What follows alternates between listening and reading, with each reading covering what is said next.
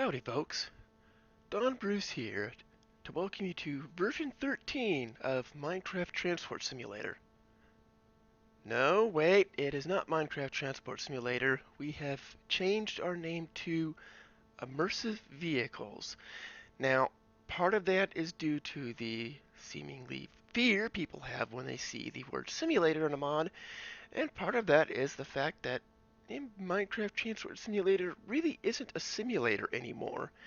It was more of a flight simulator, yes, but with all the vehicles we have, like scouts, GMCs, bulldozers, buses, it's more of a general vehicle mod instead of a simulator. So we thought a name change and, of course, a logo change would be appropriate. Under the hood, though, most everything is the same. Anyways, let's get on with the feature showcase.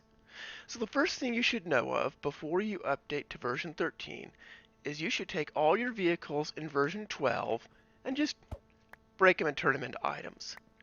Now this isn't due to the name change, more it's due to some internal code changes we made for optimization's sake. But if you do leave a vehicle out in vehicle form in version 12 and you go to version 13, it will not be there. So it's best to just leave the vehicles here in item form.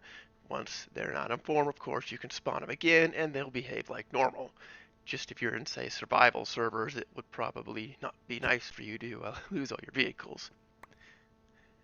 So, anyways, one of the first things we have made changes to in this update is allowing for decor blocks. So now instead of the traffic cone and crash barrier and all that being inside the core component section, they've moved into the content pack sections. So of course crash barrier and traffic cone are there, telephone booth is new, and should you wish to add other types of decor blocks, you can do that in packs. Do note that due to artistic differences, we aren't able to provide you with a crafting bench for this at the time, so you'll have to resort to actually getting them out of the creative inventory or using give commands and command blocks in your world if you're doing survival. Other than that, they should work just fine. One of the biggest updates, though, is the addition of jets. Yes, we finally have added jets to the mod, despite the fact that many times we've said no jets. Kind of got worn down and managed to find a happy medium for jet engines. So, without further ado, let's go take this guy flying. So, one of the things about jets is that their revolutions per minute, their maxes, are far higher. So if I get out of here and I go get the jet engine out of the inventory, you can see the max safe MPM RPM is 22,000. That's far higher than the Lycoming, which is 2,900. Now, this really won't make too much of a difference because, of course, you've got your gauges here. But the one thing to note is that if you have high RPMs, these are scaled. Instead of this number here being 100 RPM, and this one, or no, this wouldn't be 100, this would be 1,000, and this would be 4,000. This is actually 10,000, and this is 40,000. So as you can see, it redlines at about 2,300. So anyways, just minor detail, but if you see this gauge change, that is why. Another thing is jets take a lot longer to spool up.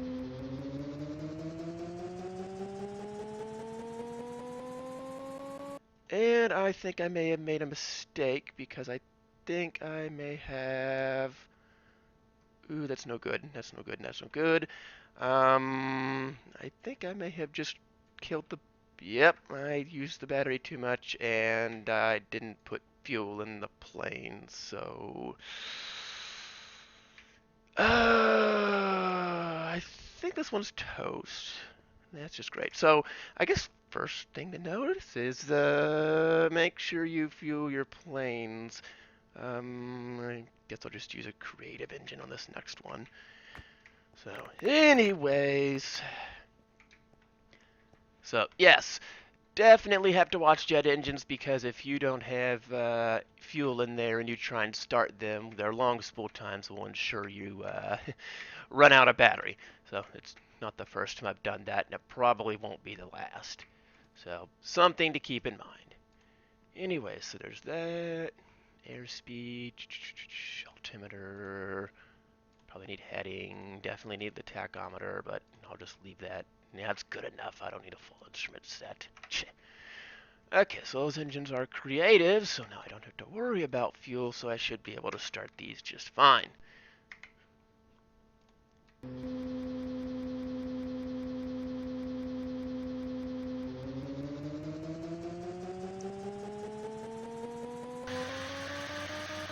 There we go. Just for safety's sake, I will put in an electrical gauge so I know when I can start the other one. As you can see, it takes a little while for the engine and everything to come on.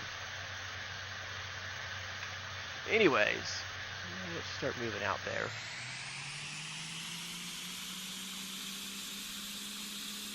As you can see, the plane does not fancy moving on the jets quite well with only one running.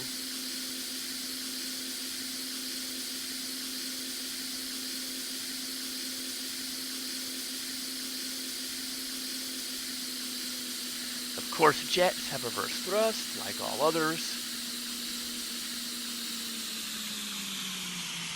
In fact, I should probably get a temperature gauge in here, because you'll find that jets will happily overheat themselves if you let them, if you're trying to do reverse. As you can see, I'm already quite warm due to the jet spinning fast at the low speeds. Jets are far better going at high speeds, so if you're doing a lot of low-speed ground maneuvers, you have to watch yourself.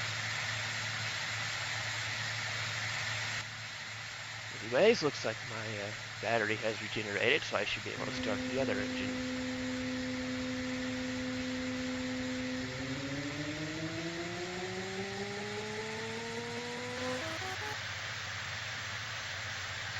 Alright, off we go.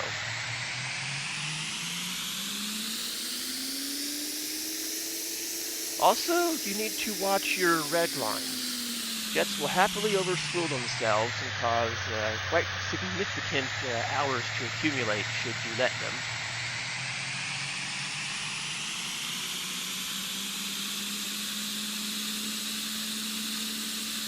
So, while they are certainly more powerful than propeller engines, they're also a lot more finicky.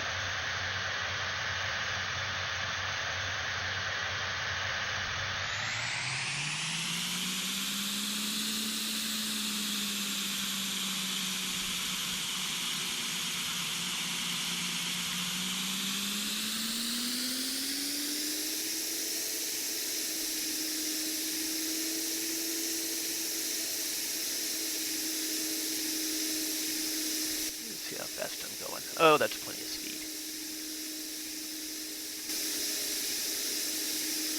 I think it is. There we go. Come on, take off, jet.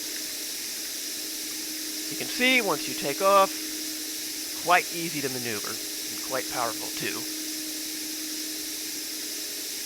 Again, you have to watch your speed, otherwise you will quickly end up over-revving and causing lots of damage to your engines, which are not fun at all.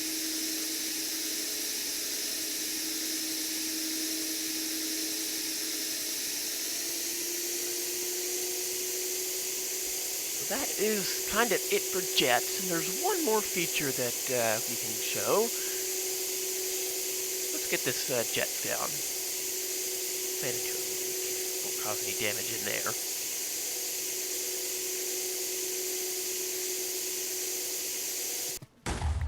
Well, I say that, but it's a hole in the ground. Who cares about that?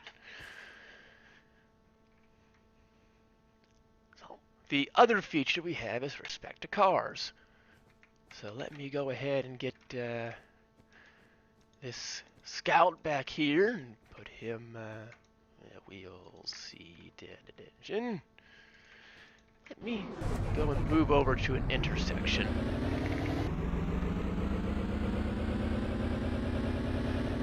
We didn't really have too much physics changes to make in terms of vehicles. There were some linking changes for pack creators, but that was about it.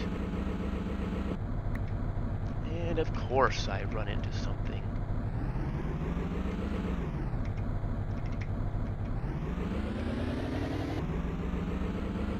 There we are.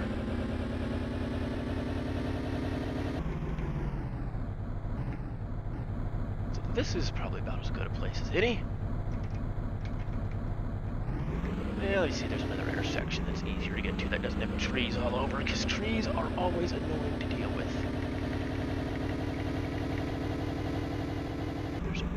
There we go, this will work right here.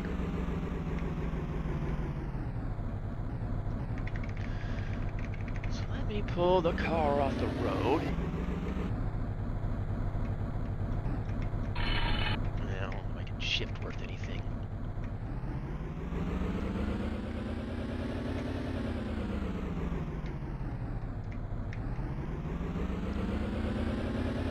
This will be just fine right here.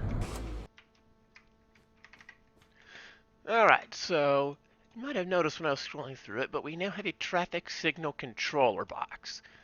And that's because traffic signals now allow you to control them. So, for example, let me get one of these and get him over here. Actually, no, that's not where he belongs, silly me. This over here is America, dang it, it's a right-hand drive. So grab a couple of those. So you might notice he starts blinking red. That's because he's not connected to a traffic signal control box. We will fix that shortly. Yeah, that's taller than normal, but whatever.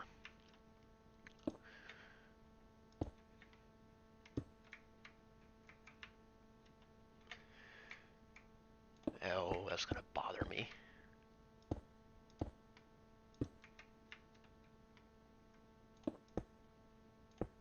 There we go. So there's that one for this road, that one for this road, and then there's this one.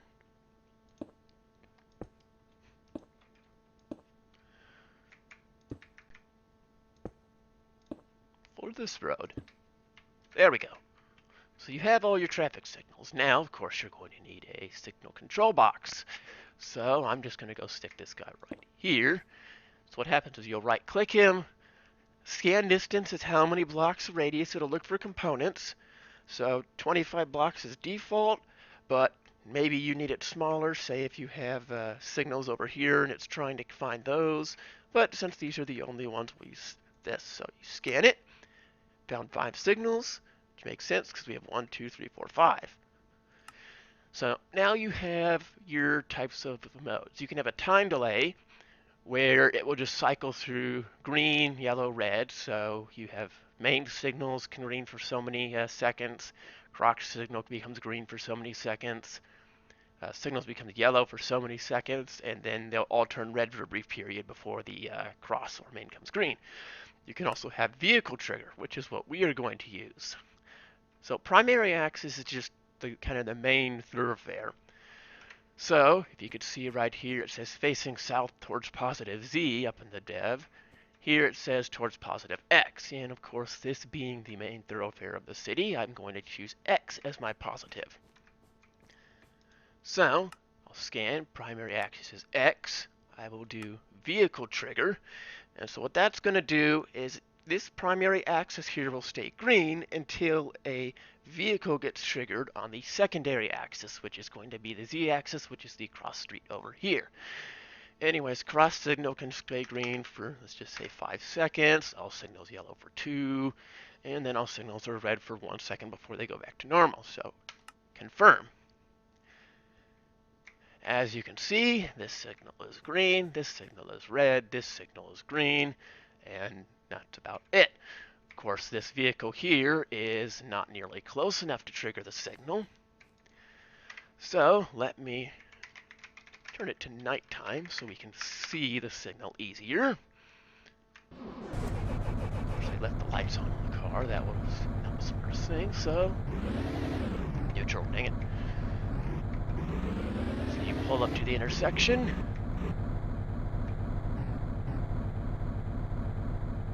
And it should have turned, change colors. Why didn't it change colors? Oh, guess I wasn't close enough. No, I'm in the intersection, dang it.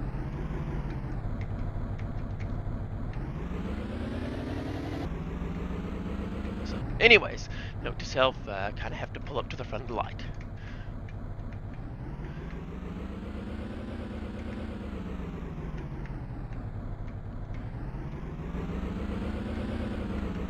Oh, wait a minute, now I remember what it is. It's the fact that it expects signals on 4 corners. It doesn't handle 3-corner intersections well. So I'll just stick this guy right here for consistency's sake, which makes sense because I have a signal over there. Of course, he's going to be blinking red because he has not been hooked to the signal box. So let's go try that again. 6 signals, primary X, trigger, and a 5-second trigger. There. Now he's red. Let's try this again. No, bad. Going forwards.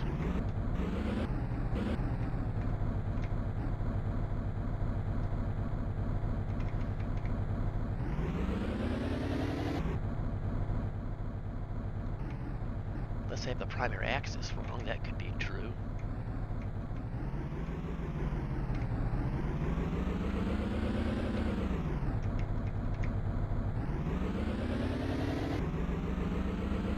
That's what it's supposed to do, is it stays green. Come on, go backwards.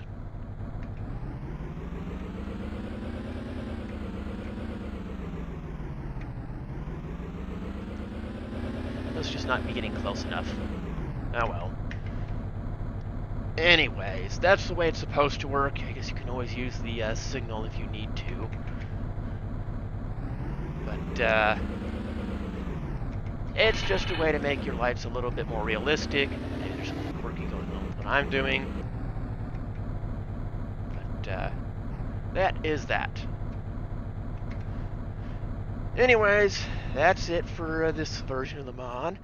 I'm not entirely sure if I'm going to be doing anything else. There's been some development hiccups lately, and I wouldn't say hold your breath for anything. But for the moment, this is what we have, and I just wanted to show you all that we have jets, signals, and some decor stuff. So, this is Don Bruce signing off.